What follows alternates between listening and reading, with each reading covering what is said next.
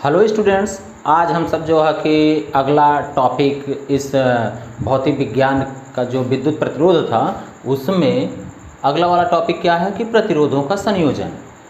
तो चलिए शुरू करते हैं अपना प्रतिरोधों का संयोजन। प्रतिरोधों को किस तरह से जोड़ा जाता है ये अध्ययन करना है। और जोड़ने का मतलब यह हो गया कि यहाँ पर दो तरह के संयोजन हैं। एक तो आपका है श्रेणी क्रम और दूसरा होता है आपका समांतर क्रम।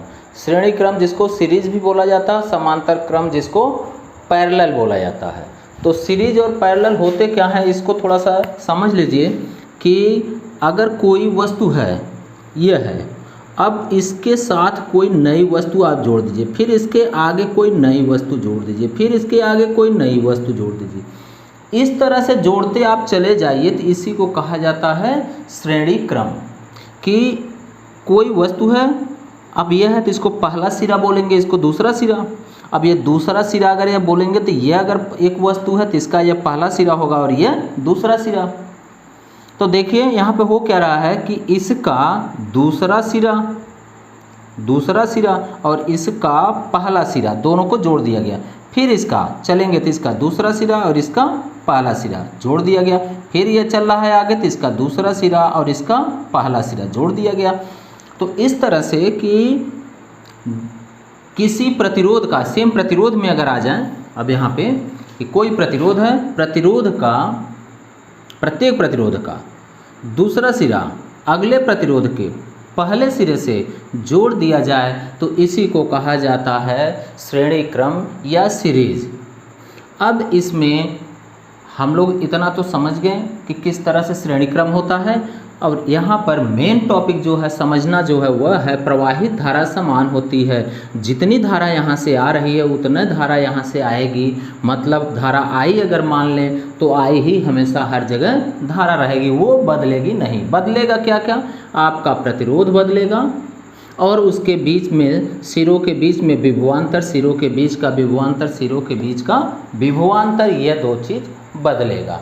चलिए इसका फार्मूला जो है कि लगा लिया जाए। किस तरह से फार्मूला जो है कि यूज किया जाता है, तो सबसे पहले तो मान लें कि माना प्रतिरोध,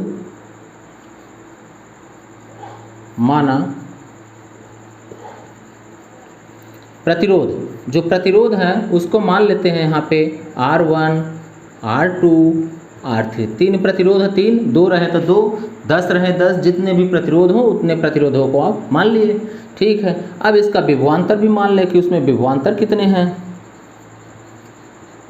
विभवांतर, तो विभवांतर आपका V1, V2, V3, ये आपका विभवांतर हो गया।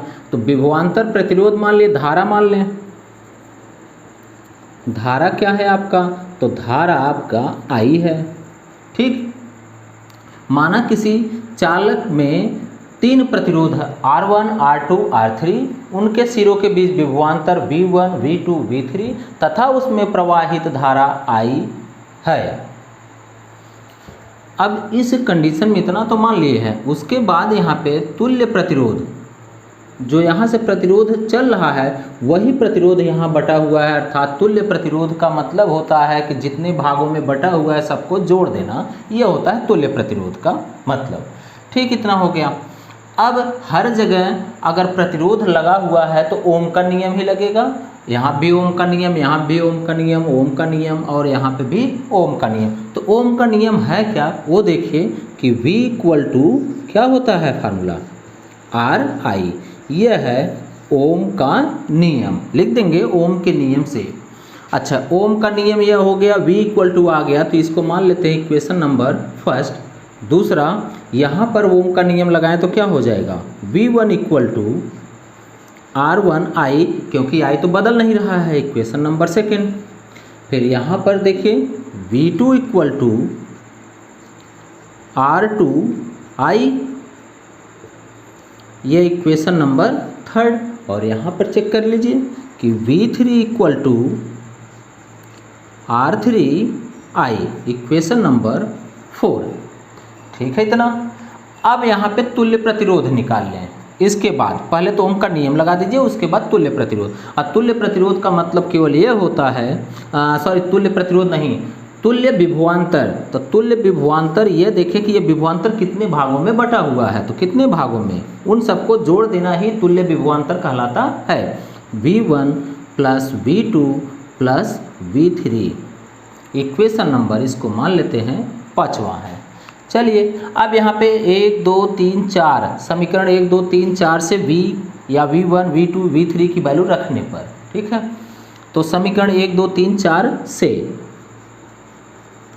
समीकरण 1 2 3 4 से, तो देखिए यहाँ रख दीजिए वैल्यू, कितना यहाँ रखेंगे, V की वैल्यू RI इक्वल टू, या V की वैल्यू RI, फिर V1 की वैल्यू देखिए इक्वेशन नंबर इसमें R1I प्लस V2 की वैल्यू ये देखिए R2I प्लस V3 की वैल्यू R3I हो गया इतना। अब इन सब में देखिए कॉमन क्या है, तो कॉमन में देखिए क्या है, I ये सब मैचिंग कर रहा है, कॉमन कर लीजिए I को, I कॉमन हो गया तो बचा कितना आपका R1 plus R2 plus R3, ये कॉमन हो गया। और इधर क्या है आपका RI, देख I से I इक्वल में जो कट रहा है उसको कैंसिल कर देते हैं, तो काट दिए इसको, बचा कितना आपका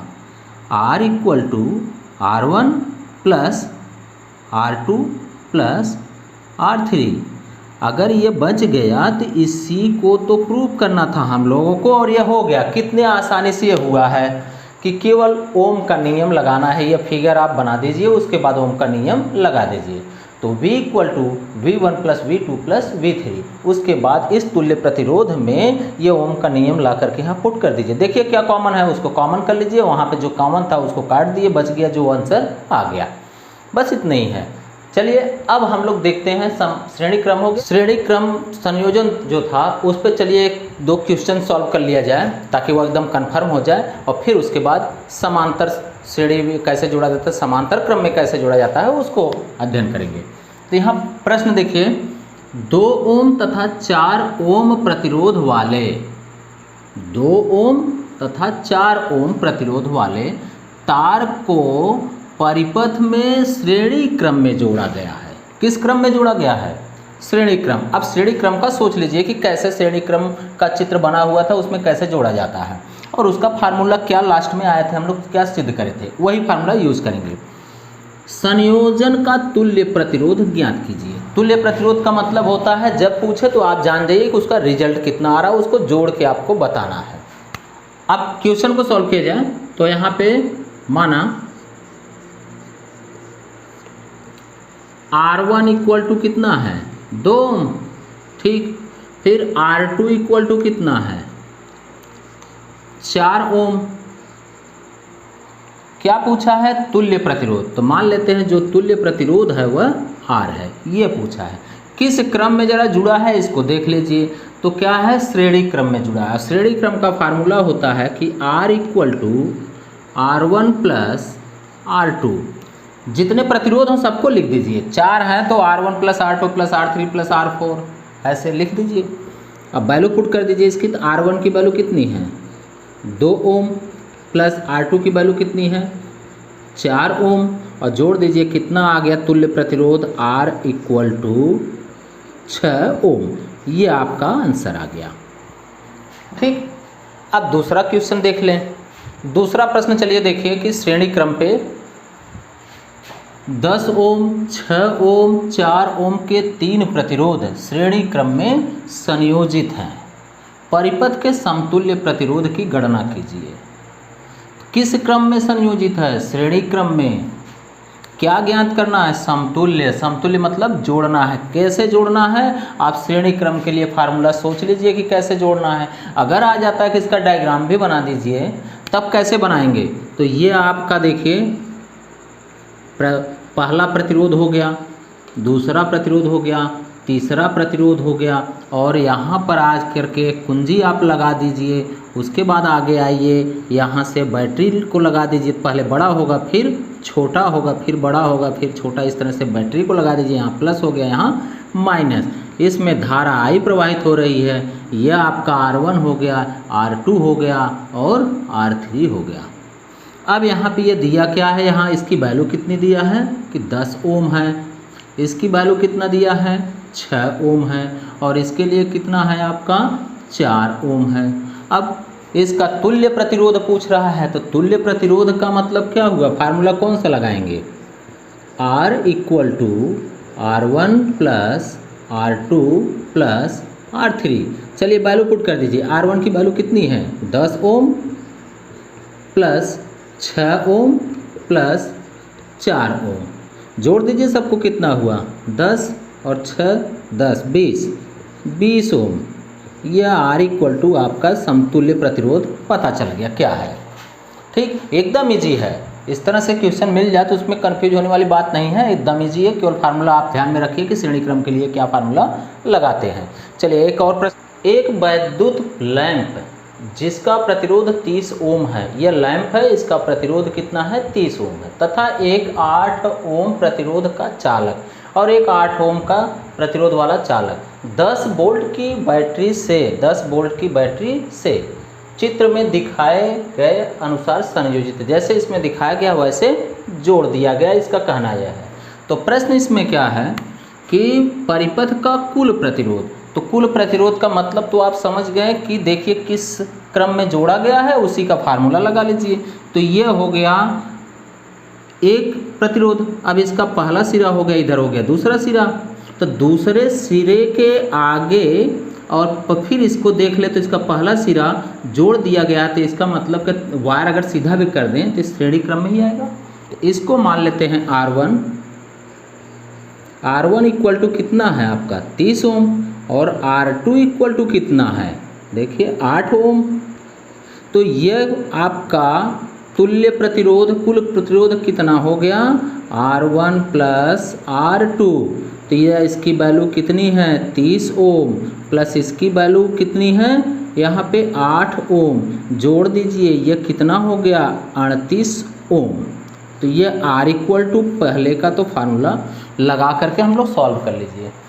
अब परिपथ में प्रवाहित विद्युत धारा इसमें तो चेंज तो होती नहीं है, तो विद्युत धारा, ओम का नियम आप ध्यान में रख लीजिए कि ओम का नियम होता क्या है, V बराबर R I, यही होता है। तो I इक्वल टू क्या हो जाएगा, R यहाँ इंटू में इधर जाके डिवाइड होगा, तो इसका मतलब कि हम इसको लिख सकते हैं I इक्वल टू V अपान में R।